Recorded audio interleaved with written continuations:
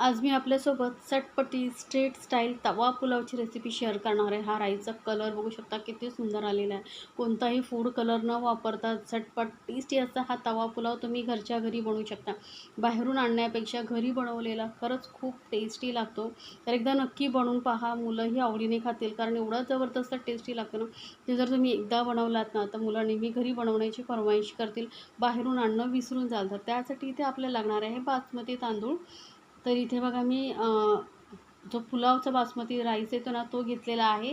असा बासमती लांबडा असतो ना तो घ्यायचा, त्यामुळे काय होतं आपला पुलाव दिसायला खूप सुंदर दिसतो। तर इथे मी 3 कप बासमती तांदूळ घेते। आता बासमती तांदूळ नसेल वापरायचा तर रेग्युलर तुम्ही जो घरामध्ये वापरता तोही वापरू शकता। आता हे तांदूळ आपण स्वच्छ 2-3 वेळा धुवून घेऊया।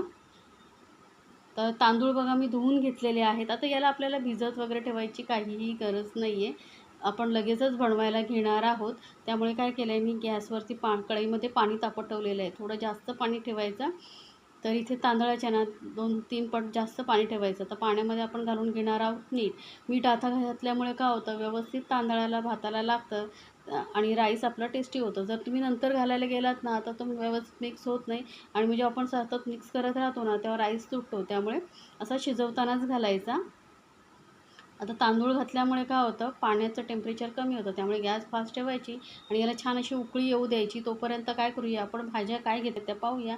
तर इथे मी घेतलेले आहे गाजर बारीक चिरून, एक बटाटा आणि मटार। भाज्यांचं प्रमाण तुम्ही आवडीनुसार कमी जास्त करू शकता। छोट्या छोट्या फोडी करून घेतलेल्या आहेत। ह्या मी ना कुकरमध्ये 2 शिट्ट्या करून घेते, किंवा तुम्ही कढईमध्ये वगैरेही शिजवून घेऊ शकता, पण कुकरमध्ये पटकन होतं। 2 शिट्ट्यामध्ये भात जी तुमची व्यवस्थित शिजून येते। तरी बघा भातालाही चांगली उकळी आलेली आहे। आता भात आपल्याला चांगला शिजवून घ्यायचा आहे।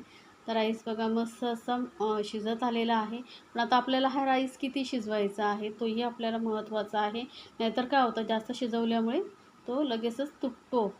हे बघू शकता असा पटकन तुटला पाहिजे, जास्त असा चिवट नाही झाला पाहिजे, असं आपल्याला हा राईस शिजवून घ्यायचा आहे। तर थोडंसं हलकंसं यामध्ये कच्चपणा वाटतो, त्यामुळे मी काय करणार आहे अजून 1 मिनिटभर मी शिजवून घेतलं आहे।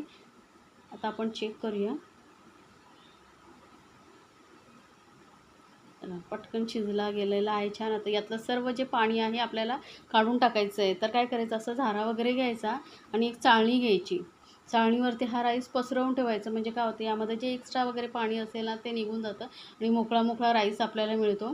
त्यामुळे असं चाळणीवरती छान असं पसरवून ठेवायचं आणि राईस आपल्याला थोडा हलका थंडच पाहिजे, जास्त काढल्या असा राईस वापरायचा नाही। यामुळे काय होतं जेव्हा थंड झाल्यामुळे बनवतो ना आपण राईस तेव्हा मोकळा होतो, चिकट होत नाही। जर असंच तुम्ही लगेच घालायला घेतलात ना तर थोड्या वेळाने राईस आपण झाकून ठेवला ना तर लगेच चिकट गोळ्यासारखं होतं। त्यामुळे असं ही स्टेप करणं गरजेचं आहे। तर राईस आपला थंड होतोय तोपर्यंत काय करूया, कढई घेतलेली आहे मोठी, त्यामध्ये मोठं 2 चमचे बटर आणि तेल आणि 1 चमचा मोठा बटर घालायचं। बटर नक्की घालायचं आहे बरं का, बटरमुळे छान टेस्ट येते राईसला। तर गॅस कमीच ठेवलेला आहे। आता बटर वितळून घेऊया, तोपर्यंत आपल्या भाज्याही शिजल्या आहेत, मी काढून घेतल्या आहेत भाज्या। तर बटर बघा तेलामध्ये छान असं मिक्स करून घ्यायचं आहे। लक्षात ठेवा कधीही ना बटर वापरायचं असेल तर पहिलं तेल घालायचं, नंतर बटर त्यामध्ये घालायचं, नाहीतर बटर जळतो आणि आपल्याला असं तो जळका फ्लेवर नको आहे। त्यामुळे मी काय केलं आहे पहिलं तेल घातलेलं आहे, त्यानंतर बटर आणि भरपूर सारी लसूण घालायचे, बारीक कापून घालायचे आणि 1-2 मध्यम आकाराचे कांदे मी बारीक चिरून घेतलेले आहेत। भाज्यांचं प्रमाण ना तुम्ही तुमच्या आवडीनुसार कमी जास्त करू शकता। तुम्हाला जी भाजी यामध्ये आवडते आहे ती घालू शकता, मुलांना जी खाऊ घालायची ते भाजी घालू शकता। तर कांदा बघा थोडा गुलाबीसर झालेला आहे, गॅस थोडासा मीडियमपेक्षा थोडंसं जरा जास्त ठेवलं आणि छान असा कांदा हा आपण भाजून घेणार आहोत। तर कांदा थोडासा असा हलकासा डार्क कलर येईपर्यंत आपल्याला भाजून घ्यायचा आहे। जेवढ्या भाज्यांची तुम्ही व्यवस्थित भाजणी कराल ना तेवढीच तुमची पुलावचं हे टेस्टी होतं। आता इथे मी ना एक छोटी अशी शिमला मिरची बारीक कापून घेतलेली, तुम्हाला जर जास्त प्रमाणात शिमला मिरची आवडत असेल तर थोडी मोठ्या साईजची असते तीही घेतला तरी चालेल। पण काय करायचं माहिती आहे, सिमला मिरची ही कांद्याबरोबरच भाजून घ्यायची. आपण ज्या भाज्या शिजवतो ना त्यामध्ये घालायच्या नाहीत. नाहीतर काय होतं, असं उग्र वास येतो आणि तेलामध्ये भाजल्यामुळे त्याचा जो उग्र वास असतो ना तो निघून जातो. आता इथे मी ना 2 मोठ्या आकाराचे टोमॅटो पेस्ट करून घेतलेली आहे, ती घालते. आता ही सर्वात महत्त्वाचं म्हणजे काय माहिती आहे, यामध्ये जर तुम्ही आलं घातलात ना तर तो आल्याचा फ्लेवर खूप स्ट्राँग येतो तवा पुलावमध्ये. त्यामुळे काय करायचं, एक तर लसूणची पेस्ट घालू शकता किंवा मग लसूण बारीक चिरून. आता ह्याला झाकून आपण टोमॅटोची पेस्ट शिजेपर्यंत वाफवून घेतलेले आहे. 2-3 मिनिटामध्ये टोमॅटोची पेस्ट वाफली जाते. चांगली शिजवून घ्यायची, नाही तर काय होतं टोमॅटोचा कच्चा फ्लेवर येईल. तर आता बघा मस्त कलरही आले. टोमॅटो लाल लाल घ्यायचे म्हणजे आपल्या राईसला कलरही खूप छान येतो. आता यामध्ये घालायचं आहे मसाले. तर इथे मी 1 चमचा धने पावडर, 1 चमचा लाल मिरची पावडर, 1 चमचा काश्मीरी लाल मिरची पावडर घालते. यामुळे काय होतं, दुसरा कोणताही फूड कलर घालायची गरज नाही. आणि सर्वात महत्त्वाचं म्हणजे 2 मोठे चमचे भरून इथे मी पावभाजी मसाला घातलेला. हा सर्वात महत्त्वाचा मसाला आहे. यामुळेच हा आपला जो राईस चटपटीत होतो. त्यामुळे पावभाजी मसाला नक्की वापरा. कुठल्याही ब्रँडचा वापरला तरी चालेल. आता हे सर्व मसाले छान असे मिक्स करून घ्यायचे. काश्मीरी लाल मिरची पावडर वापरल्यामुळे आणि टोमॅटो लाल लाल कलरचे वापरल्यामुळे तुम्ही बघू शकता मस्त कलर आलेला आहे. आता यामध्ये ज्या शिजवलेल्या भाज्या आहेत त्या घालून घ्यायच्या आहेत. भाज्याही ना जास्त एकदम शिजवायच्या नाही आहेत. 2 शिट्ट्यांमध्ये जेवढ्या शिजतील तेवढ्या शिजवायचं, कारण जर एकदमच शिजवलात ना तर एकदमच मॅश होऊन जातील आणि ते राईसला टेस्ट येणार नाही. भाज्या छान मिक्स करून झाल्यानंतर आता आपल्याला भाज्यांपुरतंच मीठ घालायचं आहे, कारण आपण राईस शिजवताना राईसला मीठ घातलेलं आहे. त्यामुळे फक्त भाज्यांना लागेल एवढंच आपण मीठ घालायचं आहे. आणि हलक्या हलक्या अशा भाज्या मॅश करून घ्यायच्या म्हणजे छान असं मिळून येतो राईस. जास्त मिक्स करायचं नाही, स्मॅशरने वगैरे स्मॅश करायची काहीही गरज नाही आहे. आता याला ना झाकून आपण 1-2 मिनटं छान असं शिजवून घेऊया. गॅस एकदम मंदवरती ठेवायचे म्हणजे भाज्यांमध्ये सर्व मसाल्यांचा फ्लेवर उतरेल. तर बघू शकता छान असं तेल बटर सुटलेलं आहे.